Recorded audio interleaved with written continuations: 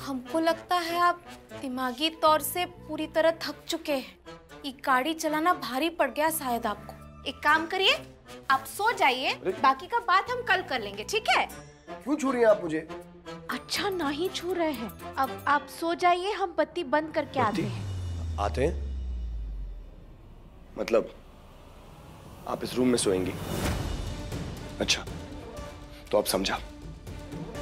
उससे इस रिश्ते निभाने का नाटक तो करवा रही हैं आप साथ में रूम में भी सोएंगे आप?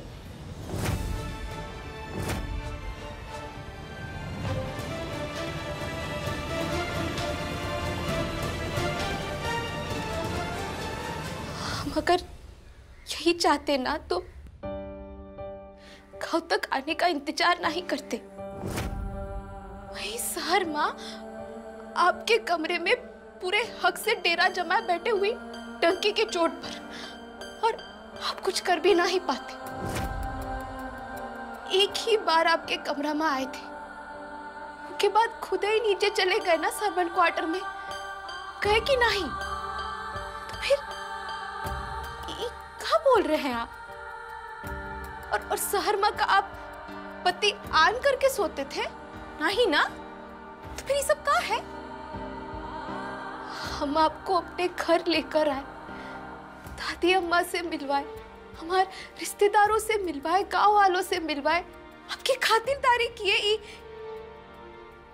बिस्तर लाए किराए पर, नुआ चादर बिछाए, वो सब काहे के लिए? ये सब फालतू बात सुनने के लिए का? हम खुद ही बाहर सोने वाले थे, दादी अम्मा को कोनो बहाना बनाने का सोचे थे, लेकिन क्या है ना, आप बड़े लोगन का यही दिक्कत है। आप लोगन को लगता है कि आप इतने महान हैं कि सारी दुनिया सूरज के इर्द गिर्द नहीं, आप लोगन के इर्द गिर्द घूम रहा है। पर क्या है ना, हम अपनी दुनिया खुद बनाने वालों में से हैं। आपसे केवल यही उम्मीद रखते हैं कि आप हमको इज्जत दें। बाकी पति ऐसे ही खुली छोड़ रहे हैं हम, कृपया करके अपने पैरों को कष्ट देकर इसे बंद कर दीजिएगा, ठीक है? सुनिए, क्या है?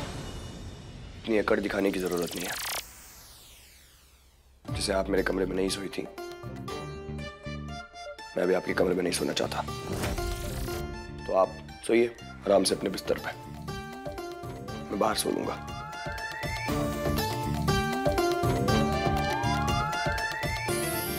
रुकिए। क्या है?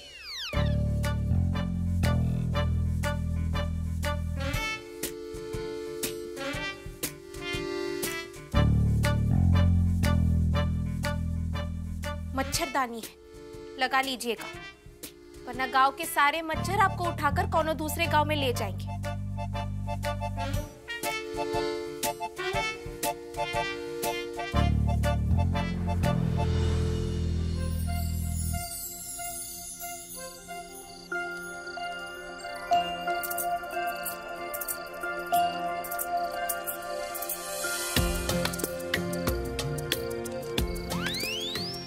रानी को तो देखो, दामाद बाबू को ही काम पर लगा दी है।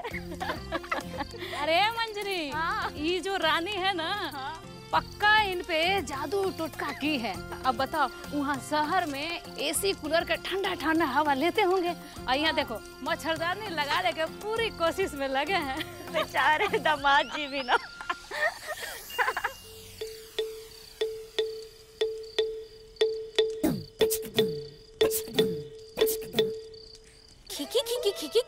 खिकी कौनो सनीमा चल रहा है का यहाँ पर? रात इतनी हो गई है, जाइए अपने चुन्नू मुन्नू को सुलाइए, और अगर नींद ना ही आ रही तो उनकी मदद कर लिए होते। तो तुम्हारी सुहाग रात में हम कहाँ मदद करें?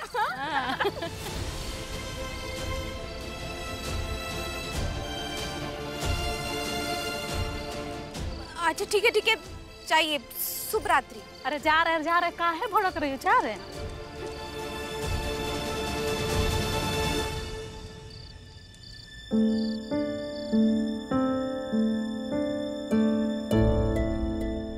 राजमाता, आज आपकी जो शिकायत है वो पहली और आखिरी बार होगी। दादी साहब, इतनी रात को आपको दूध चाहिए क्यों?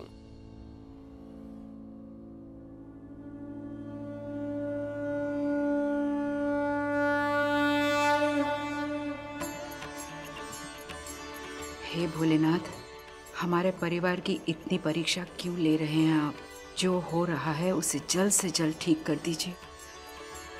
दादी साहब, अब अगर आप प्रार्थना कर ही रही है ना, तो घर का दूसरा जोड़ा तो गांव की सैर करने गया हुआ है, उनके लिए कुछ मांग लीजिए।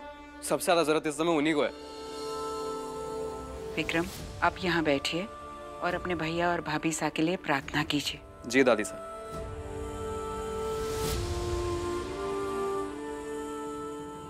हे भोलेनाथ, वीर एक साफ और सच्चे मन से बहुरानी के साथ गए हैं उनकी मदद करने के लिए।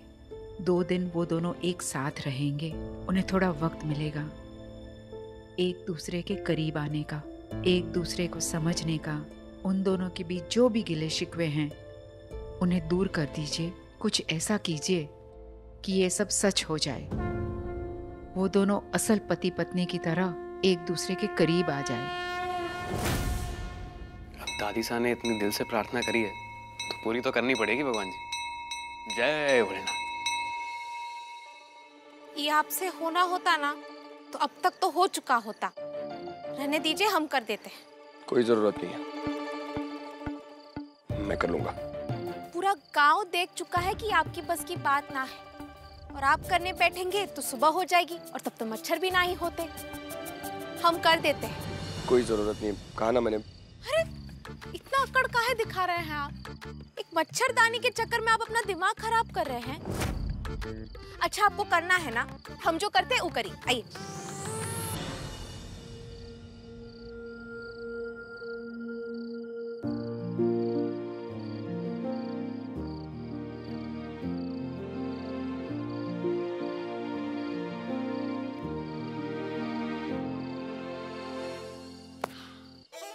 अब हुआ ना चौचक इंतजाम, एक भी मच्छर नहीं आएगा।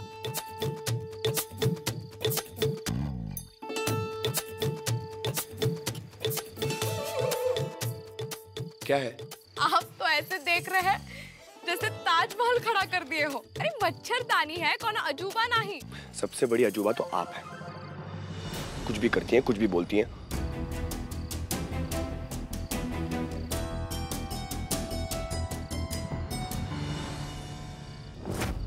क्या हुआ? अरे आंखें फाड़ के अजीब चेहरा बना के क्या देख रही हैं आप? हुआ क्या? मुंह खोल के कुछ बोलेंगी? क्या हुआ? क्या क्या है उधर?